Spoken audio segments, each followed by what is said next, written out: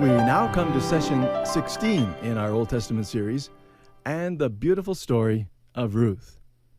The book of Ruth, as the first verse tells us, takes place in the days when the judges ruled. So here's a book, a little story, that actually happens inside the book of Judges somewhere, perhaps about the time of Gideon. Even though it's a separate book, the story happens within the 350 years of the Judges. That is very important because it reveals that there were some instances of noble love, of personal faith, and of high ideals in the midst of a society that had gone astray, run amok in very many ways. It's a beautiful gem in the midst of spiritual debris. Or, as someone has described it, the book of Ruth is a lily in the mud pond of Judges. And it shines, it just glows like a lily in a mud pond would. It's the only Bible book which is given over completely to telling the story of a woman. There's another book in the Bible named after a woman, but it's not entirely about her, the book of Esther. There's a wonderful parallel, however, between them, a mirror kind of contrasting images. Esther, which we'll come to much later in our studies in the Old Testament, was a young Hebrew girl who was brought to live among Gentiles. She married a Gentile husband who was on the throne of the kingdom of Persia. Fascinating story. You may know her as the Beauty Queen winner. She was a Hebrew. Ruth, on the other hand, was a Gentile, not a Hebrew, and she was brought to live among the Hebrews, the exact opposite of Esther. She married a Hebrew husband who was in the royal line of Israel. So there's a kingly kind of connection between both of their stories as well. Let's take a look at the structure and the story. Ruth's story is told in 4 little chapters. It's a love story, but it's a love story with a twist. Oh yes, there's a man-woman love story involved in it, but the overarching love story of the book of Ruth is not about a man-woman romance. The overarching love story is the love of a woman for her mother-in-law. In most cultures of the world, we save our worst jokes for who? The mother-in-law. Here's a woman who loved her mother-in-law to an incredible degree. And the love that Ruth had for her mother-in-law, Naomi, is really the frame in which this beautiful little story is presented. It begins with love's resolve in chapter 1. That is the resolve of Ruth to stick with her mother-in-law when it was not an easy thing to do. We'll come back to the story itself in just a moment. Ruth is not among the people of Israel. Her mother-in-law was. But Ruth married one of Naomi's boys, and in that sense came into the family of the people of God. But the husbands all died and left 3 widows. Naomi chooses to go back home again to Israel, and Ruth resolves to go along with her, to leave her own home, her own family members, her culture, to leave everything familiar because she loves her mother-in-law, Naomi. Then love's response, chapter 2. In order to help her elderly mother-in-law, Ruth has to go to work. It's rather like she grew up in the days of manual typewriters and everybody's now computerized, so she can't get into the job market at the ordinary level. She has to do whatever she can do. And in that particular setting, that meant to gather the grain which is just left along the edges of the fields, and try to get enough grain so that at least she can feed her mother-in-law. That is the response of love, to get out there and to work and do whatever she can to make sure that her mother-in-law is cared for. And then chapter 3, love's request. In the course of doing her duties to help her mother-in-law survive, she meets a man who is a marvelous character, Boaz. She ends up gleaning wheat and barley in his fields, and she eventually asks him to perform what in Israel's culture is something done by a kinsman redeemer. We'll come back to that again shortly as well. These are obligations that Boaz can perform to Naomi because he is a relative of Naomi's family. And Ruth comes to Boaz and challenges him to perform those obligations as a close relative of the family. Let me just insert something here. If you know something of the story of Ruth, you, like me, would probably be quite struck by Mr. Right, Boaz. He's a wonderful character. I think one of the great characters of the Old Testament. But what seems astonishing to me is that he is obviously the number 1 eligible bachelor in the town of Bethlehem. He's a man of tremendous character in the days of the judges when there weren't many people of character left. He's an absolute man of integrity. But he's not married. He's a bachelor. Why in the world should he, at middle age, maybe even a little over the hill, he's certainly not a young man just out of college, and he's still a bachelor? Why? Let me jump back to the book of Joshua with just an idea. Who was Boaz's mother? We know who his mother is when you start comparing Scripture with Scripture. We know that his mother was Rahab. And what do we know about Rahab from the Joshua story? What was her reputation? She was not one of the people of Israel. Furthermore, she's from Jericho, that condemned city. More than that, her profession, which stuck with her like a burr for thousands of years, was what? She's a prostitute. Now, Bethlehem was a small-town, rural farming community. Here's a man whose mother was a former prostitute. How many mothers in Bethlehem would be willing to give their daughters to Boaz? His mother was a prostitute. I think that became a social stigma that Boaz was never able to overcome. So in chapter 3, Ruth appeals to Boaz to perform the kinsman's obligations. And Boaz responds positively, even though it was not an easy thing for him to do. And by chapter 4, we have love's reward. Ruth marries Boaz, and they have a son. And that little grandson for Naomi is somebody very special to that mother-in-law. So here's a book that begins with a set of funerals, and it ends with a wedding. The story of the book of Judges, you remember, went down, down, down. But in the middle of that mud pond is this little lily that starts with funerals and ends with a wedding. It goes in the opposite direction altogether in so many ways. Let's look at some type pictures. As we take a look at the characters and the outworking of the stories in the book of Ruth, there are a couple of interesting things we want to note. First of all, Naomi is a type picture of Israel in the early days of the theocracy.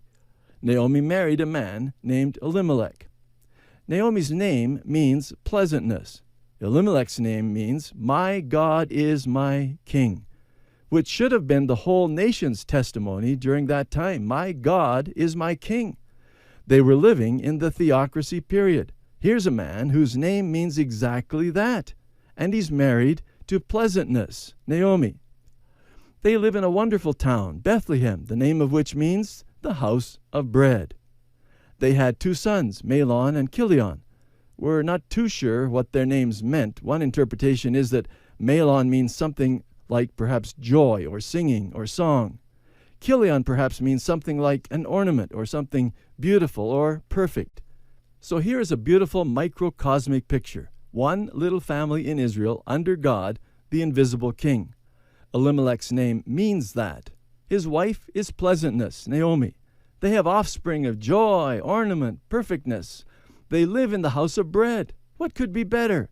In fact, it's a picture of what Israel was like at the very beginning of the theocracy and what they should have been from there on. The problem is that they moved very quickly downward. Likewise, the family of Elimelech, during a period of famine, as verse 1 tells us, moved from Bethlehem, the house of bread, to Moab, a nation that worshipped idols. Just as the whole nation of Israel had left the provision that God made for them and went astray following other gods. Here's a little family who physically experiences what Israel spiritually had already begun to do. And what is the result of that kind of journey?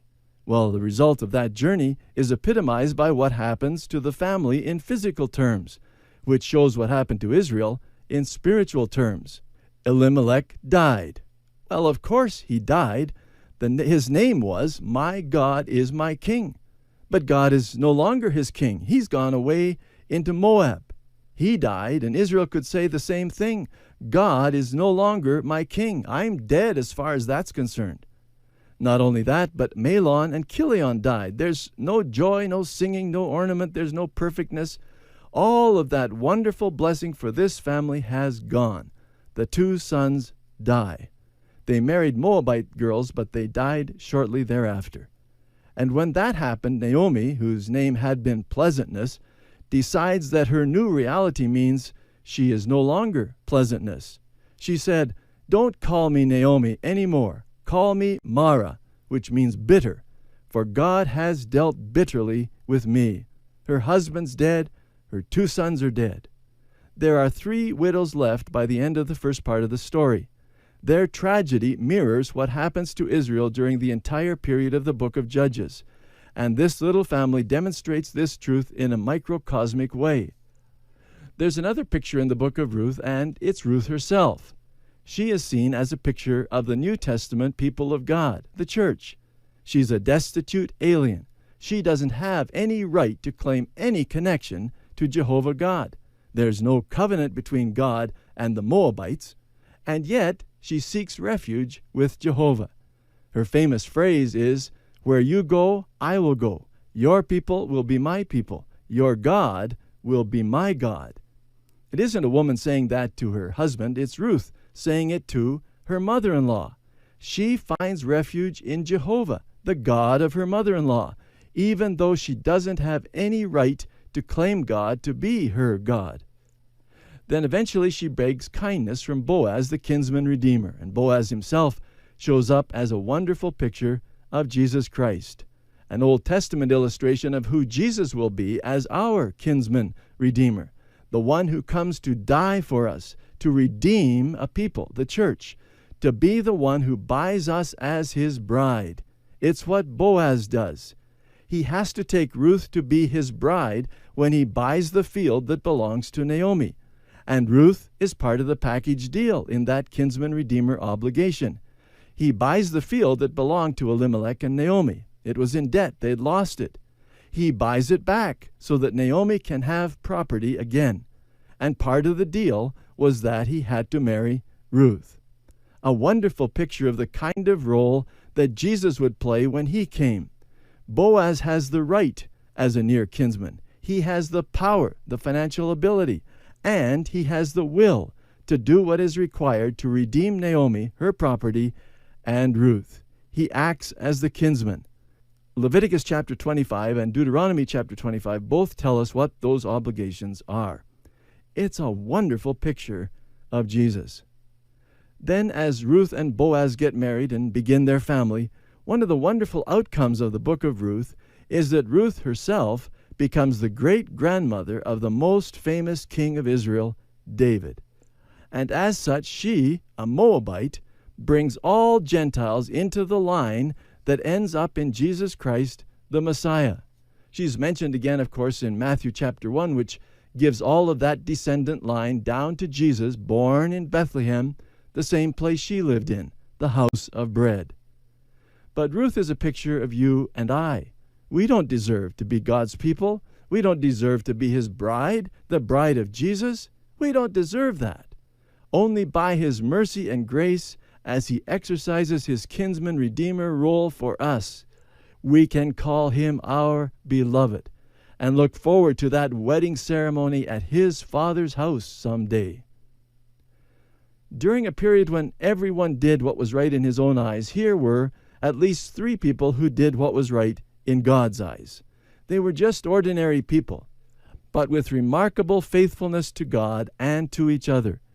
And through their faithfulness, God provided the Messiah for an entire world of unfaithful humanity. Naomi, Ruth, and Boaz are the main characters in the story, but in reality, the main character is God. The book of Ruth is primarily a story about God and his faithful dealings in the lives of ordinary people. And he hasn't changed. He is still working faithfully in your life too.